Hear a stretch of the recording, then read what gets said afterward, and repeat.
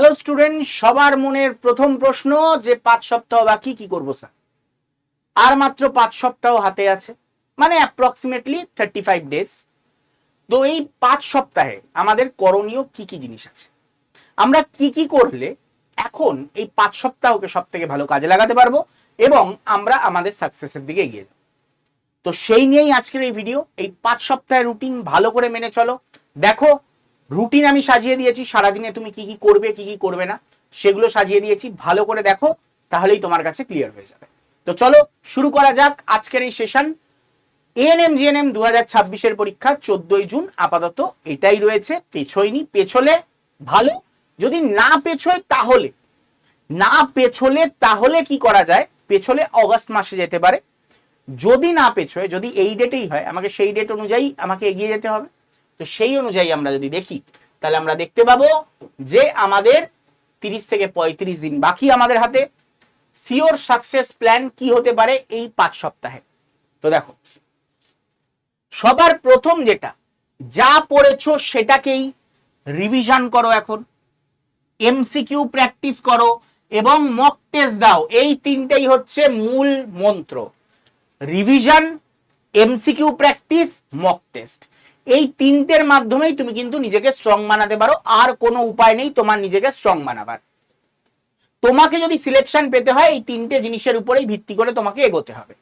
Sir, আমরা তো আগের থেকে পড়া শুরু করিনি, তাদের জন্য এটা নয়, যাদের পড়া শেষ হয়ে গেছে তাদের জন্যই কিন্তু মেনলি। আর যারা এখন সবে পড়া শুরু করেছো তাদের জন্য আমি একটু পরে বলছি। সবাই চ্যানেলটাকে আগে সাবস্ক্রাইব করে নাও। যারা যারা ভিডিও দেখছো আগে চ্যানেলটাকে সাবস্ক্রাইব করে নাও, আর আমাদের হোয়াটসঅ্যাপ গ্রুপে অবশ্যই জয়েন হয়ে যেও। হোয়াটসঅ্যাপ গ্রুপে কিভাবে জয়েন হবে সেটা আমি ভিডিওর লাস্টে বলে দেবো। সেই হোয়াটসঅ্যাপ গ্রুপে ইম্পর্টেন্ট কোয়েশ্চেন, যে সাজেশন কোয়েশ্চেন্স গুলো হবে সেগুলো সব দিয়ে দেওয়া হবে।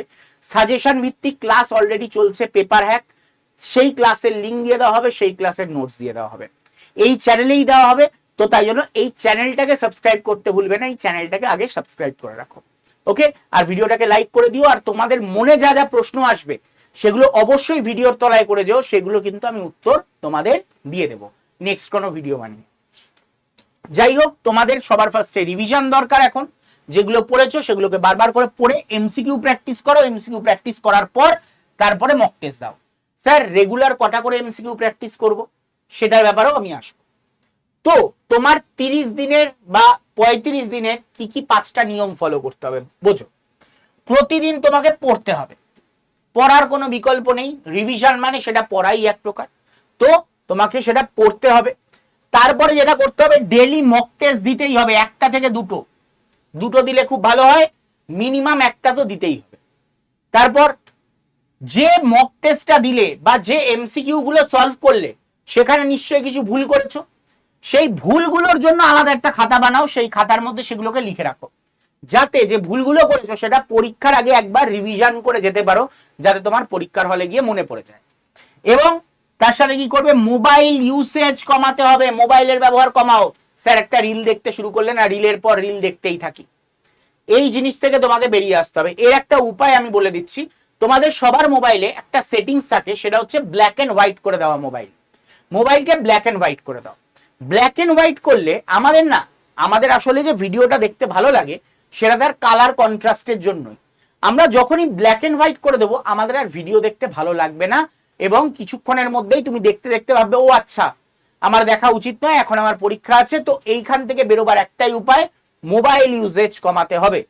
স্যার, আমি যে ক্লাস দেখি, ক্লাস দেখাতেই সীমিত থাকতে হবে। ক্লাস দেখতে দেখতে রিলসে ঢুকে গেলাম, বা একজন হোয়াটসঅ্যাপ মেসেজ করলো, পুং করে সেটার গিয়ে রিপ্লাই দিতে শুরু করলাম, এটা যাতে না হয়। এবং তার সাথে স্লিপ অ্যান্ড হেলথ মেনটেন করতে হবে। সবার মেন প্রবলেম, এই সময় সে এত বেশি পড়াশুনো করে, স্লিপ সাইকেল ঘেটে যায় আর হেলথ মেনটেন হয় না। তার ফলে গিয়ে কি হয়, পরীক্ষায় গিয়ে এই অস্বস্তিগুলোর জন্য পরীক্ষায় গিয়ে যেটা পড়ে গেছো সেটাও তোমরা ভুলে যাও। তখন পরীক্ষার হলে কোয়েশ্চেন দেখলে মনে হয় না যে এইটা না আমি জানতাম, পড়েছিলাম, আমার না মনে পড়ছে না। এটার পিছনে মেন কারণ, সবাই ফেস করেছো এটা, এর পিছনে মেন কারণ হচ্ছে স্লিপ সাইকেল মেনটেন না করা। যেহেতু তোমরা অনিয়ম করছো এই সময়টা, এই অনিয়মের ফলে এই জিনিসগুলো আমরা দেখতে পাবো পরীক্ষার হলে। এইবার স্যার, একটা রুটিন ঠিক করে দিলে ভালো হয়, আপনি বলে দিন কখন কখন থেকে কখন পড়বো এবং কি কি পড়বো। তো খুব ভালো করে বোঝো, তোমার মেন পড়ার সাবজেক্ট হচ্ছে কি, মেন পড়ার সাবজেক্ট হচ্ছে বায়োলজি এবং ফিজিক্যাল সায়েন্স। এর সাথে কম্প্রোমাইজ করলে চলবে না, এটা তোমাকে কম্প্রোমাইজ করলে চলবে না, তোমাকে এই দুটো সব থেকে বেশি পড়তে হবে। এবং এই দুটোর সাথে তোমাকে ইংলিশও পড়তে হবে, তোমাকে তোমার ম্যাথসও করতে হবে, তোমাকে রিজনিংও করতে হবে, তোমাকে জিকেও করতে হবে। তো দেখো, সবার আগে 6টা থেকে 8টা অবধি বায়োলজি পড়বে, বায়োলজির উপর সব থেকে বেশি জোর দেবে। 6টা থেকে 8টা অবধি পড়লে 6টা থেকে 8টা অবধি বায়োলজি। তারপরে ফিজিক্যাল সায়েন্স তুমি 9টা থেকে 11টা অবধি পড়বে, 1 ঘন্টার মাঝখানে একটা ব্রেক নেবে। যেই ব্রেক নেওয়ার সময় তোমার ব্রেকফাস্ট, তোমার চান ফান এগুলো সেরে নেবে, বা ভোরবেলা উঠে স্নান একেবারে ফ্রেশ হওয়া সবকিছু সেরে নিয়ে একবারে পড়তে বসবে, যে কোনো একটা করবে। এইবার স্যার আমরা তাহলে আদার সাবজেক্ট গুলো কখন পড়বো? তো আমি খুব সহজে বলে রাখছি, 2 দিন বায়োলজি পড়বে, তারপরের দিন যেটা থাকবে, 2 দিন বায়োলজি পড়ার পর তারপরের দিন যেটা থাকবে, বাদ বাকি যে আদার সাবজেক্ট যেগুলো থাকছে সেগুলোর থেকে একটা তুলে নেবে, আদার্স হলো। তো 2 দিন বায়োলজি, 1 দিন আদার্স। ঠিক তেমনি 2 দিন ফিজিক্যাল সায়েন্স আর 1 দিন আদার্স, এইরকম ভাবে পড়বে। কি বললাম? বায়োলজি 2 দিন পড়লে আদার্স সাবজেক্ট আরেক দিন, ফিজিক্যাল সায়েন্স 2 দিন পড়লে আদার্স সাবজেক্ট আরেক দিন, হয়ে গেল। এইবার 1টা থেকে 2টোর সময় কি করবে? রিভিশন। স্যার রিভিশন মানে যেগুলোকে পড়লে আজকে সেগুলোকে একবার চোখ বুলিয়ে নাও যে মনে থাকছে কিনা, সেগুলোকে খালি চোখ বোলাবে 1টা থেকে 2টো। তারপর 2টোর পরে তোমাকে খেতে হবে, খাবার দাবার খেয়ে নিলে এবার 4টে থেকে 6টা এমসিকিউ প্র্যাকটিস করবে। 4টে থেকে 6টা এমসিকিউ প্র্যাকটিস হয়ে গেল তোমার এমসিকিউ প্র্যাকটিস। স্যার তারপরে একটা পার্ট এখানে লেখা নেই, 6টা থেকে 8টা 6 PM টু 8 PM এর মাঝে 1.5 ঘন্টার পরীক্ষা। তো এর মাঝে তুমি দেবে হচ্ছে কি মক টেস্ট, এর মাঝে তোমাকে দিতে হবে মক টেস্ট, কারণ তুমি এমসিকিউ প্র্যাকটিস করে নিয়েছো 2 ঘন্টা, করার পর এবার যাও মক টেস্টে, মক টেস্ট দিয়ে নাও। দেন 8টা থেকে 9টা এই টাইমটা করবে মক টেস্ট অ্যানালাইসিস, কোথায় কোথায় ভুল করলে, এমনকি যে এমসিকিউ প্র্যাকটিস গুলো করেছো সেখানেও কি কি ভুল করলে সেগুলো নিয়ে তোমার আলাদা, ওই যে বললাম যে আলাদা একটা খাতা বানাতে হবে, কি কি ভুল করছো সেই খাতার মধ্যে নোট ডাউন করবে। তার সময় হচ্ছে 8টা থেকে 9টা, 9টার মধ্যে খেয়ে নাও, দিয়ে নাও, 10টার মধ্যে ঘুমিয়ে পড়ো, 9টা থেকে খেয়ে নিয়ে দিয়ে নিয়ে 10টার মধ্যে ঘুমিয়ে পড়ো, ভোরবেলা ওঠো। এই সাইকেলটাকে মেনটেন করার চেষ্টা করো। স্যার 5টায় উঠতে পারি না, স্যার 6টায় উঠলে হবে, 6টায় ওঠো, সব কটাকে 1 ঘন্টা 1 ঘন্টা করে পিছিয়ে নাও, এখানে উপর থেকে নিচ অব্দি সব কটা 1 ঘন্টা করে পিছিয়ে নাও। স্যার 10টায় উঠলে হবে সকালে, তাহলে তোমার উঠে লাভ নেই, তোমাকে এই পরীক্ষার ব্যাপারে ভাবতে হবে না, তুমি আসছে বছর আবার হবে, ঠিক আছে? তো যেটা বললাম সেটা ভালো করে মেনটেন করবে। এবার চলে আসছি বায়োলজির কোন জায়গাগুলো ছাড়লে চলবে না। হিউম্যান ফিজিওলজি, স্যার এতদিন না কিছু পড়িনি, ছেড়ে দাও এবারে পরীক্ষায় পাশ করার আশা। স্যার জেনেটিক্স না পড়িনি, ছেড়ে দাও এবার পাশ করার আশা। সেল বায়োলজি পড়িনি, ছেড়ে দাও পাশ করার আশা।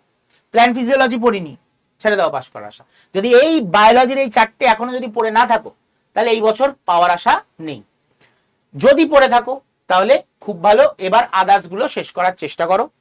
ইম্পর্টেন্ট ডায়াগ্রাম গুলো ভালো করে দেখবে। ডায়াগ্রাম মানে ছবিটা এই কারণে দেখা, ছবি দেখে অনেক কিছু মনে থাকে, জাস্ট মনে থাকার জন্য। ছবি তো তোমাদের পরীক্ষায় আসবে না, তাই আমি কখনোই বলবো না একে একে প্র্যাকটিস করো, ছবিগুলোকে দেখো, অনেক কিছু কনসেপ্ট ক্লিয়ার হবে। আর প্রিভিয়াস ইয়ার যত এমসিকিউ আছে সব কটাকে কিন্তু ভালো করে দেখে নেবে, এবং তার সাথে তো এমসিকিউ প্র্যাকটিস বললাম। ফিজিক্যাল সায়েন্সের ক্ষেত্রেও সেম ম্যাটার, ফর্মুলা রিভিশন, ফর্মুলাগুলোকে ভালো করে দেখতে হবে, ফর্মুলা ছাড়া পরীক্ষায় পাস করবে না। নিউমেরিক্যাল প্র্যাকটিস করতে হবে, মানে ম্যাথস যেগুলো আসে সেগুলো কোয়েশ্চেন গুলো প্র্যাকটিস করতে হবে। ইলেকট্রিসিটি, লাইট এবং ওয়েভস এর মধ্যে সাউন্ডও পড়ছে, ঠিক আছে, এর মধ্যে সাউন্ডও পড়ছে। এই 3টে জিনিস, এবং তার সাথে ইউনিট অ্যান্ড মেজারমেন্ট,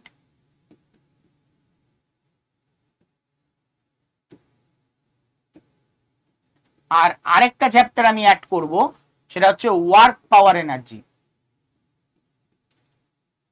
এই কটা যদি না করে থাকো তাহলে কিন্তু মুশকিল আছে, তাহলে বিপদ আছে, ঠিক আছে? এই কটাকে করতেই হবে, মাস্ট। এবং কেমিস্ট্রির রিয়াকশন যেগুলো আছে সেগুলোকে ভালো করে দেখতে হবে, এবং তার সাথে ডেলি 50টা এমসিকিউ, বায়োলজিরও 50টা এবং ফিজিক্যাল সায়েন্সেরও 50টা এমসিকিউ রেগুলার প্র্যাকটিস করতে হবে, যে 2 ঘন্টা টাইম দিলাম। ঠিক আছে, চলো এবার আসছি মক টেস্ট স্ট্র্যাটেজি। প্রতি 3 দিনে ফুল মক টেস্ট তোমরা দাও, আমি বলবো রেগুলার দাও, পারলে প্রত্যেক 3 দিনে নয়, রেগুলার পারলে দাও। ওকে, এবং তার সাথে টাইম ম্যানেজমেন্ট, ঠিকঠাক টাইমে পরীক্ষাটা দিতে পারছো কিনা। স্যার আমার না মক টেস্ট দিতে ভাল লাগে না, মক টেস্ট না দিলে হবে স্যার? হবে, মক টেস্ট না দিলেও হবে। মক টেস্ট না দিলে তোমার পরের বছর হবে, কারণ পরের বছর তোমাকে মক টেস্টটা দিতে হবে। তাহলে খুব সিম্পল হিসাব, মক টেস্ট তোমাকে দিতেই হবে। তুমি আর যা ইচ্ছা করে নাও, মক টেস্ট তোমায় দিতেই হবে। যদি ভাবো মক টেস্ট না দিয়ে কি পাস করা যায় না, ট্রাই করে দেখো, পাস করবে না যখন, পরের বছর আপনি নিজের থেকে ঠিক করে নেবে। তোমাদের মধ্যে অনেকেই আছে আগের বছর এই কারণে ফেল করেছে যে আগের বছর কোনো মক টেস্ট দেয়নি তাই। তো মক টেস্ট অবশ্যই দিতে হবে। নেগেটিভ মার্কস এড়াতে হবে, নেগেটিভ মার্কস এড়িয়ে চলতে হবে। স্মার্ট গেসিং তোমাকে শিখতে হবে। স্মার্ট গেসিং তখন হয় যখন 4টে অপশন দিয়েছে, তার মধ্যে 2টো অপশনের মধ্যে তোমার কনফিউশন হচ্ছে, সেই ক্ষেত্রে তুমি গেসিং অ্যাপ্লাই করতে পারো। আদারওয়াইজ গেস কখনো অ্যাপ্লাই করবে না, নেগেটিভ মার্কিং খেয়ে ভরে যাবে। স্যার 4টের মধ্যে না আমার কনফিউশন, আমি জানি না উত্তর কোনটা, একটা আন্দাজে দিয়ে এসেছি, ফেল করবে ডেফিনেটলি। 4টের মধ্যে 2টোর মধ্যে কনফিউশন হচ্ছে, সেই ক্ষেত্রে তুমি ট্রাই করে দেখতে পারো। এবার আসছি রিভিশন ফর্মুলা। রিভিশন কি হবে? একদিন পড়ো, 2 দিন পরে আবার ফুল রিভিশন দাও। যেটা বললাম, রিভিশনের টাইম যেটা, সারা দিনেরটা যেমন রিভিশন করছো, তেমনি আবার 2 দিন কি পড়েছিলে সেইটারও রিভিশন দেওয়া প্রয়োজন, সেটার অবশ্যই রিভিশন দিতে হবে। এছাড়া কি শর্ট নোটস, শর্ট নোটস তৈরি যেটা আছে সেটাকে ভালো করে দেখো। তৈরি না থাকলে এখন তৈরি করতে গেলে কালঘাম ছুটে যাবে, আর সম্ভব নয়। মাইন্ড ম্যাপ, মাইন্ড ম্যাপ নিশ্চয়ই খাতায় বানিয়েছো, যদি বানিয়ে না থাকো তাহলে বানিয়ে নাও। শর্ট শর্ট নোটস করে মাইন্ড ম্যাপ বানিয়ে নাও, পড়া মনে রাখতে সুবিধা হবে। যে ভুলগুলো করবে না তোমরা সেটার ব্যাপারে একটু বলে রাখি। নতুন বই শুরু করবে না, নতুন কোনো বই এখন পড়া শুরু করবে না। হ্যাঁ, প্র্যাকটিস বুক করতে পারো। স্যার সাতটার প্র্যাকটিস বুকটা ধরবো, হ্যাঁ ধরতে পারো, সেটা এমসিকিউ প্র্যাকটিসের জন্য। স্যার আমি আড্ডা 247 এর নতুন বইটা কি প্র্যাকটিস শুরু করতে পারি? হ্যাঁ করতে পারো, কোনো অসুবিধা নেই। প্র্যাকটিস বুকে প্রবলেম নেই, প্রবলেম হচ্ছে নতুন পড়ার বই শুরু করা, একদম নয়। সারাদিন ইউটিউব দেখবে না, ইউটিউবে যে ক্লাসগুলো তোমার প্রয়োজনীয়, যেমন পেপার হ্যাক সেশন, এটা প্রয়োজনীয় ক্লাস, ওইটুকুনি দেখবে, ইউটিউব বন্ধ, আর দেখবে না। তো ইউটিউব অবশ্যই অ্যাভয়েড করবে অন্যান্য কাজের জন্য। আর একসাথে অনেক কিছু সাবজেক্ট পড়বে না, যেটা আমি বললাম, দিনে 2টো সাবজেক্ট চুজ করো, ওই 2টো সাবজেক্টকে ভালো করে পড়ো। রাত জেগে হেলথ নষ্ট করবে না, সব থেকে ইম্পর্টেন্ট। এটার জন্য অনেকে ফেল করে, পরীক্ষা হলে সব গোলাতে শুরু করে, তার পিছনে কারণ হচ্ছে রাত জেগেছে সে। ঠিক আছে, ক্লিয়ার? এবার এই 30 দিনে ফিউচার বদলাতে পারে? হ্যাঁ বদলাতে পারে, কিন্তু মোটিভেশন দিয়ে তোমাকে বদলাতে পারবো না। তোমাকে এখনই মোটিভেশন দিলাম, দাঁড়াও, উঠে লড়াই করো, পড়ো, তাহলে গিয়ে পারবে, এগুলো বেকার। মোটিভেশন তোমার নিজের মধ্যে থেকে আসবে। মোটিভেশনের সব থেকে বড় মোটিভেশন হচ্ছে তোমার পেট। খেতে পাও? খেতে পাও না? তাহলে এই পড়াশুনো করে চাকরি পাওয়া ছাড়া তোমার কাছে কোনো উপায় নেই। যদি অগাধ আছে আমার, তোমার জীবনেও কোনোদিনও কোনো মোটিভেশন দিয়েও তোমাকে কেউ দাঁড়া করাতে পারবে না। তোমার খিদেটা তোমার হতে হবে। তোমার খিদে নেই, তোমার বাবা মায়ের খিদে রয়েছে তোমাকে পাশ করাবার, তুমি পাশ করবে না, তাতে তোমার নিজের খিদে থাকতে হবে, তাহলে গিয়ে তুমি পাশ করবে। আর সেটাই হচ্ছে সব থেকে বড় মোটিভেশন। আর মোটিভেশনের থেকে বড় জিনিস কি জানো? কনসিস্টেন্সি। তুমি রেগুলার এই রুটিনটা মেনটেন করতে পারলে পাশ করবে, না হলে করতে পারবে না। কারণ মোটিভেশন দিয়ে কিছু হবে না, তোমাকে পাশ করাবার জন্য দরকার consistency. Consistency is greater than motivation. ঠিক আছে, রেগুলারিটি, রেগুলারিটি মেনটেন করতে হবে। এই 30 দিন অকথ্য অত্যাচার করতে হবে পড়াশোনার মাধ্যমে নিজের উপর। ওকে, লাস্ট, প্রতিদিন একটু একটু করে এগোলেই কিন্তু সাকসেস। খুব কঠিন রাস্তা নয়। দিনে 8 থেকে 10 ঘন্টা পড়তে পারবে না, মাত্র তো 35 দিন। 35 দিন 8 ঘন্টা 10 ঘন্টা পড়াই যায়, কোনো অসুবিধা নেই। মাত্র 35 দিন, 35 দিন পার হয়ে গেলেই তোমার স্বপ্ন পূরণ হয়ে যাবে মাত্র 35 দিন। ঠিক আছে, শেষ কথা এটা বলবো, রুটিন ফলো করো, যেটা আমি দিলাম এই রুটিনটা ফলো করে এগোও, নিজের উপর বিশ্বাস রাখো, কনফিডেন্স জাগাও যে হ্যাঁ আমি পারবো, আমি এই বছর পাশ করেই ছাড়বো। তো নিজের উপর কনফিডেন্স রাখো, ডেইলি প্র্যাকটিসটা করো, প্র্যাকটিস না করলে হবে না। প্র্যাকটিস মানে MCQ practice plus mock test, এই দুটোই হচ্ছে প্র্যাকটিসের ভাগ। এই দুটো তুমি যদি না করো আলটিমেটলি কিন্তু হবে না।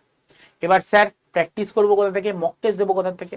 আমাদের মক টেস্ট রয়েছে, তোমরা চাইলে মক টেস্টে এনরোল করতে পারো। এটা হচ্ছে মক টেস্ট, সরি, আর এটা হচ্ছে আমাদের বই, যেখান থেকে এমসিকিউ প্র্যাকটিস করতে পারবে, আর এখান থেকে তুমি মক টেস্ট দিতে পারবে। এমসিকিউ প্র্যাকটিসের জন্য এটা, মক টেস্টের জন্য এটা। এবার স্যার এই দুটো করতে হলে কোথা থেকে করব? এখানে যে নাম্বার দেওয়া রয়েছে দেখতে পাচ্ছ, এই নাম্বারে জাস্ট তোমরা কল করবে, ফোন করার পর 1 প্রেস করবে, কত মোবাইলে বাটনে 1 প্রেস করবে, তোমাকে কিভাবে এটাকে নিতে হবে সব গাইড করে দেবে। যারা যারা মক টেস্ট এখনো নাওনি, ইমিডিয়েট মক টেস্ট নিয়ে নাও, মক টেস্ট ছাড়া পাস হবে না, হবে না, হবে না। আর বই প্র্যাকটিস ছাড়া পাস হবে না, অবশ্যই এই দুটো তোমাদের করতে হবে। আর রেগুলার ক্লাস এবং সাজেশন নোটস পাওয়ার জন্য অবশ্যই আমাদের এই হোয়াটসঅ্যাপ গ্রুপে জয়েন হতে হবে, তার সাথে চ্যানেলটাকে সাবস্ক্রাইব করতে হবে। চ্যানেল সাবস্ক্রাইব না করলেও কিন্তু তুমি কিছু জানতে পারবে না, অনেক ইম্পর্টেন্ট সেশন যেগুলো আসবে, সাজেশন সেশন, সেগুলো কিন্তু তুমি পাবে না। তার ফলে পরীক্ষার কমন কোয়েশ্চেন যেখানে তুমি পেতে পারতে, সেই জায়গাটা কিন্তু হাতছাড়া হয়ে যাবে। তো অবশ্যই এই নাম্বারে তোমরা হোয়াটসঅ্যাপে হাই পাঠিয়ে দিও, চ্যানেলটাকে সাবস্ক্রাইব করে নিও। হাই পাঠালেই তোমাদের কাছে একটা লিঙ্ক পৌঁছাবে, সেই লিঙ্কে ক্লিক করলেই তোমরা জয়েন হয়ে যেতে পারবে আমাদের হোয়াটসঅ্যাপ গ্রুপে। আশা রাখবো সবাই জয়েন হয়ে গেছো এবং চ্যানেলটাকে সাবস্ক্রাইব করে নিয়েছো। তো আজকের মতো ভিডিও এইটুকুনি, দেখা হবে তোমাদের সাথে নেক্সট ভিডিওতে। নিজেদের মনে কোনো প্রশ্ন থাকলে অবশ্যই কমেন্ট বক্সে জানাতে পারো, আর ভিডিওটাকে ভালো লাগলে লাইক করে দিতে ভুলো না। দেখা হবে নেক্সট ভিডিওতে, ততক্ষণের জন্য টাটা, গুড বাই, বিদায়।